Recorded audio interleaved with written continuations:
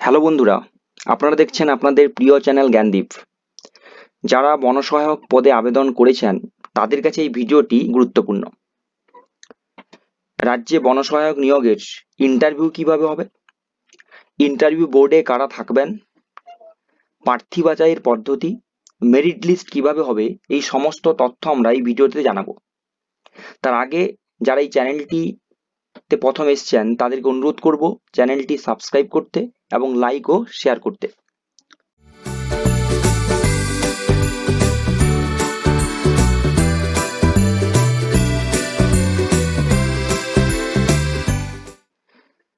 তাই বন্ধুরা দেখুন কি পদ্ধতিতে নিয়োগ হবে। বন দপ্তরের অফিসিয়াল ওয়েবসাইটে যেটা বলা হয়েছে, যে আগে আমরা একটা ভিডিও করেছিলাম যে এখানে অফিসিয়াল ওয়েবসাইটে দুটো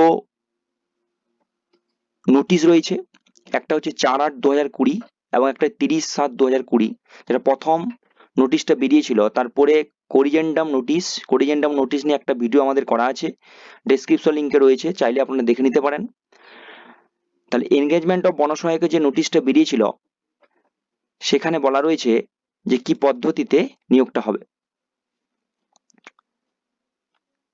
তাহলে আগে একটু দেখে নেব, যেটা বললাম যে কারা কারা ইন্টারভিউ বোর্ডে থাকবেন। এখানে 4 নম্বরে বলা হচ্ছে সার্কেল এনগেজমেন্ট বোর্ড। এখানে থাকবেন each circle engagement board will comprise of 3 members. It will be headed by a chief conservator of forest, যার মধ্যে প্রধান থাকবেন CCF, chief conservator of forest, with 2 divisional forest officers, এবং দুজন ডিভিশনাল ফরেস্ট অফিসার থাকবেন, DFO, deputy conservator of forest অথবা DCF as members. তাহলে একজন থাকছেন যার লিড করবেন তিনি হচ্ছেন সিসিএফ, এবং তার আন্ডারে দুজন মেম্বার থাকবেন, একজন হচ্ছেন ডিএফও আর একজন হচ্ছেন ডিসিএফ। এবং এটা নিয়ে এখানে বলা রয়েছে যে district wise chairperson of CEB members. তাহলে প্রত্যেকটা ডিস্ট্রিক্টে দেখুন যে 3টে ডিস্ট্রিক্ট নিয়ে একটা করে রয়েছে, বীরভূম, পশ্চিম বর্ধমান, পূর্ব বর্ধমান, এরকম 3টে-4টে ডিস্ট্রিক্ট নিয়ে করে দেওয়া হয়েছে যে কি চেয়ারপারসন থাকবেন এবং কারা মেম্বার থাকবেন। এখানে বিস্তৃত রয়েছে, অর্থাৎ ইন্টারভিউ বোর্ডে 3জন থাকবেন।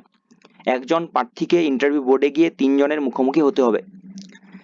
এবার যেটা হচ্ছে কি, যে কি প্রসেসে এটা হচ্ছে, কত নাম্বার, এটা হচ্ছে কিন্তু আগের নোটিশ যেটা আমি দেখাচ্ছি, এটাকে সংশোধন করা হয়েছে। সেটা আমরা সংশোধন যেটা করা হয়েছে সেখানে বলা নেই, কিন্তু আগের নোটিশে বলা হয়েছে যে কিভাবে কোন পদ্ধতিতে নিয়োগ হবে। তাহলে এখানে ডিড দেখে রয়েছে, দেখুন, all the 3 members of the engagement board shall award marks to each candidate as per above criteria out of a total of 100, and merit list shall be prepared by adding the marks given by each member and organizing the evaluated candidate in the descending order of marks obtaining out of 300।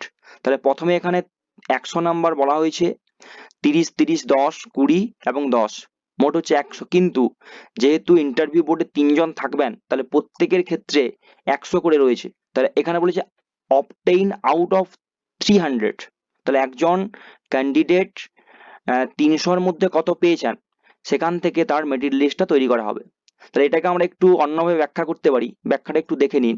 মনে করুন এটা interview board, এখানে 3জন রয়েছেন, একজন প্রধান যেটা যার আন্ডারে থাকছে চেয়ারপারসন, এবং তার আন্ডারে 2জন থাকবেন।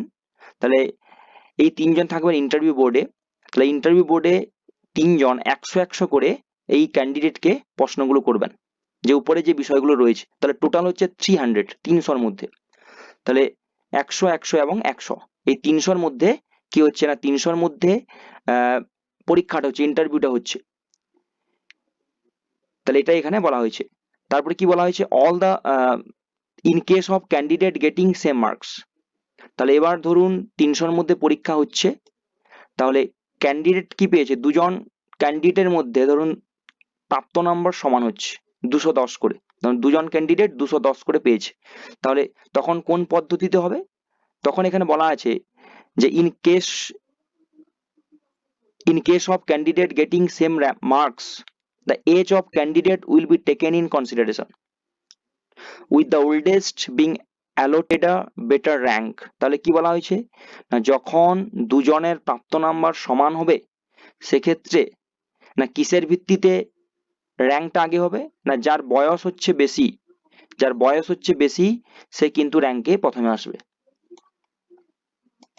তারপরে বলা হয়েছে যে in case of the candidate with same age and marks the candidate scoring higher in the general knowledge.